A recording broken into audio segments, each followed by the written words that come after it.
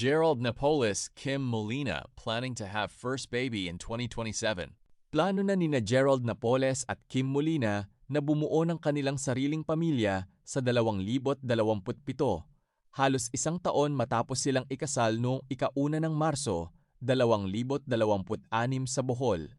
Bilang paghahanda sa panibagong yugto ng kanilang buhay bilang mag-asawa, lumipat na sila sa isang bahay sa Southern Manila District mula sa kanilang condominium unit sa Quezon City. Ibinahagi ito ni Gerald sa panayam ng Cabinet Files matapos ang media conference ng Ang Pinakamasarap na Pares sa Balat ng Lupa, ang bagong comedy movie nila ni Pepe Herrera na mapapanood sa mga sinehan simula ika-26 ng Agosto. "We're planning to have our baby next year," ani Gerald. "We're planning to have our baby next year," ani Gerald. "Bubuwelo lang kami kasi this year madaming trabaho. Kasal, trabaho, so we're still enjoying also yung buhay naming mag-asawa.